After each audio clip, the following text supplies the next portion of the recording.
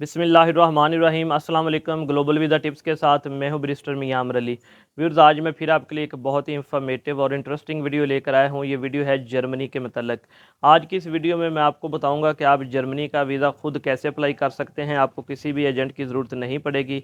मैं मुकम्मल तफसील के साथ आपको बताऊँगा कि आपने अपॉइंटमेंट कैसे बुक करनी है, डॉक्यूमेंट्स कौन से साथ लेकर जाने हैं और एम्बेसी में आपका क्या इंटरव्यू होगा। इसके अलावा ये भी बताऊंगा कि आपकी जर्मनी वीज़ा के लिए फ़ीस कितनी होगी और एंड पे हम ये भी बात करेंगे कि अगर आप जर्मनी विज़िट पर जाते हैं क्या वहाँ पर जॉब कर सकते हैं या नहीं। तो ये सारी तफसील इंशाल्लाह ताला आज की इस वीडियो में मैं आप लोगों को बताऊंगा।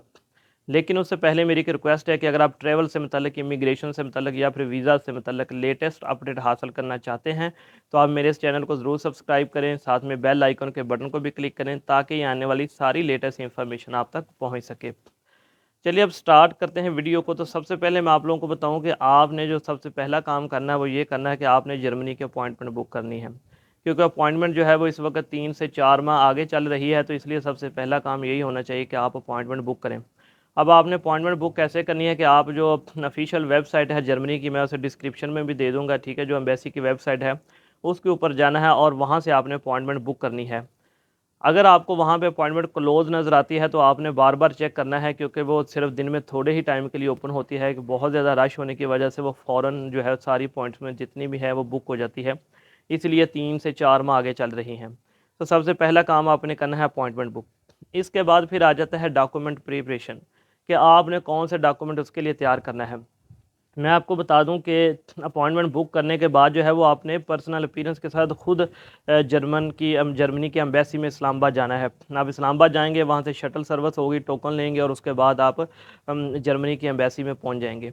तो उससे के लिए आपने डॉक्यूमेंट्स कौन से तैयार करने हैं, मैं उसे डिस्क्रिप्शन में भी सारे डॉक्यूमेंट्स की लिस्ट दे रहा हूँ और आप उनको लिख भी सकते हैं, एक चेक लिस्ट बना सकते हैं और आप चेक कर सकते हैं कि ये डॉक्यूमेंट तो हमारे पास मौजूद हैं, जो नहीं मौजूद हैं वो आप तैयार कर सकते हैं। तो सबसे पहले आ जाएगा आपका पासपोर्ट, जो कि 6 मंथ वैलिड होना चाहिए। इसके बाद फिर आ जाएगा आपका नेशनल आईडी कार्ड और साथ आ जाएंगे आपकी फ़ोटोग्राफ। इसके अलावा एक और चीज़ मैं आपको बताऊं कि अगर आपके को पुराने पासपोर्ट्स हैं तो उनको भी आपने साथ में अटैच कर लेना, ठीक है, उनको भी साथ में नए पासपोर्ट के साथ स्टेपल कर लेना है।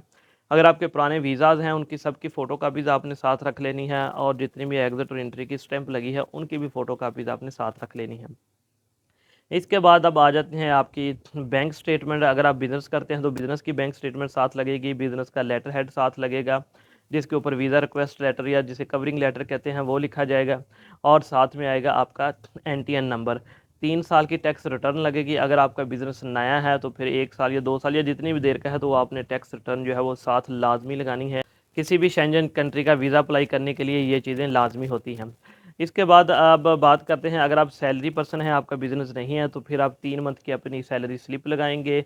इसके अलावा आप एक एनओसी या लीव लेटर साथ में लगाएंगे और अपनी पर्सनल बैंक स्टेटमेंट साथ लगाएंगे। इसमें अगर आपका एनटीएन है तो लगा सकते हैं, साथ नहीं है तो नहीं, क्योंकि आप जॉब करते हैं तो मोस्टली तो यही होता है कि जो कंपनीज होती हैं वही आपका टैक्स जो है वो पे करती हैं। अब बात करते हैं जो फ्रीलांसर हैं, जो आईटी से रिलेटेड काम करते हैं, वो क्या कौन से डॉक्यूमेंट्स प्रोवाइड करेंगे। तो वो अपनी पर्सनल बैंक स्टेटमेंट प्रोवाइड करेंगे। इसके अलावा जो है वो एक एफिडेविट लिखेंगे और उसमें बताएंगे कि वो जो है इस प्लेटफॉर्म पर फ्रीलांसिंग कर रहे हैं। अगर वो किसी आईटी की कंपनी से रिलेटेड हैं तो वो अपनी आईटी की कंपनी से सर्टिफिकेट या कोई लेटर लगाकर साथ लगा सकते हैं।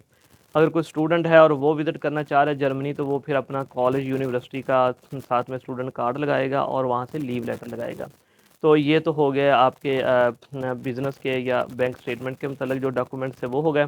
अब नेक्स्ट आ जाएगा जी, आपने एक ट्रैवल प्लानर लगाना है। आप अच्छा, एक चीज़ याद रखें कि जब भी आप शेंजन या यूरोप कंट्री का विज़िट वीज़ा अप्लाई करें तो अपना जो विज़िट का ड्यूरेशन है वो 6-7 दिन या 8 दिन रखें, इससे ज़्यादा ऊपर ना जाए। तो उसके मुताबिक आप एक ट्रैवल प्लानर बनाएं। उसमें आप लिखें कि इस सिटी में आप जो है इस दिन जाएंगे, वो मुकम्मल डिटेल के साथ आपने साथ लगाना है। फिर आ जाएगी जी आपकी एयरलाइन की टिकट, ठीक है, वो आपने सिर्फ बुकिंग करवानी है टिकट की और वो साथ लगानी है। और नेक्स्ट आप आ जाएगा आपका होटल। होटल आपने जब भी यूरोप के लिए बुक कराना है आपने पेड करवाना है। और जैसे कि मैं हमेशा कहता हूँ कि वो एक्सटेंडेबल होनी चाहिए उसकी डेट, और वो रिफंडेबल भी होना चाहिए। अगर अल्लाह ना करे आपका वीज़ा ग्रांट नहीं होता तो वो आपके थोड़े से पैसे कटने के बाद जो है वो आपका होटल जो है वो रिफ़ंड हो जाए। तो इसलिए आपने जो है वो रिफंडेबल और एक्सटेंडेबल होटल साथ लगाना है, लेकिन वो पेड हो। नेक्स्ट जो है इसके बाद अगर सपोर्टिंग डॉक्यूमेंट्स कुछ लगाना चाहते हैं, अगर आपके पास कोई प्रॉपर्टी है तो उसके लगा सकते हैं। अगर कोई ज़री ज़मीन है तो उसकी वैल्यूएशन करा के वो लेटर साथ लगा सकते हैं। गाड़ी कार है तो वो भी लेटर आप जो है वो साथ उसकी लगा सकते हैं। ये एक सपोर्टिंग डॉक्यूमेंट्स में आ जाते हैं। बेसिकली हमने जो वीज़ा ऑफिसर होता है उसको ये सेटिस्फाई करना होता है कि हम सिर्फ आपकी कंट्री में घूम फिर कर वापस आ जाएंगे, ना कि वहाँ पर रह जाएंगे। तो ये सारे डॉक्यूमेंट सिर्फ इसी चीज़ के लिए होते हैं। तो ये मुकम्मल डॉक्यूमेंट्स की डिटेल थी जो मैंने आपको बताई। अच्छा जी, अब नेक्स्ट आ जाता है कि अब आप जब वहाँ पर चले गए हैं तो आपसे क्या क्वेश्चन पूछे जा सकते हैं जी।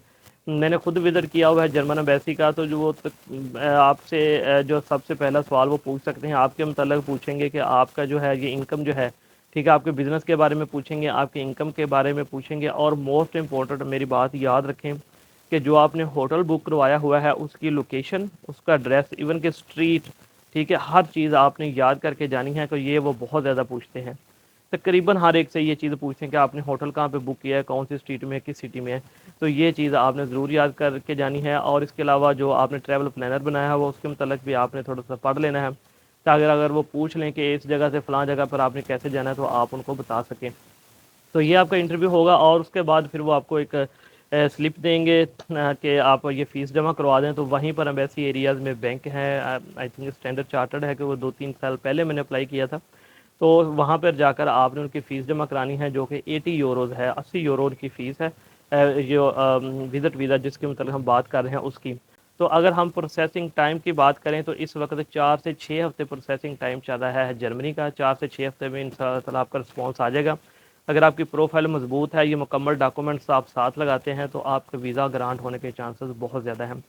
अब जो मैंने एक बात और की थी शुरू में कि क्या आप इस पर जाकर जॉब कर सकते हैं, तो जी बिल्कुल भी नहीं। आप विज़िट वीज़ा पर जा रहे हैं। विज़िट वीज़ा का मतलब यही होता है कि आपने सिर्फ एज अ टूरिस्ट जा रहे हैं, ना कि वहाँ पर काम करने जा रहे हैं। तो इसलिए मैं हमेशा ये रिक्वेस्ट करता हूँ कि आपके पास जो वीज़ा हो आप उसी को अच्छे तरीके से यूटिलाइज़ करें, कोई भी इलीगल काम ना करें। अगर आप जॉब के लिए इंटरेस्टेड हैं, जर्मनी में काम करना चाहते हैं, तो फिर आप विज़िट वीज़ा पर जाएँ या फिर जॉब सीकर वीज़ा पर जाएँ और वहाँ पर जाकर जॉब ढूँढें।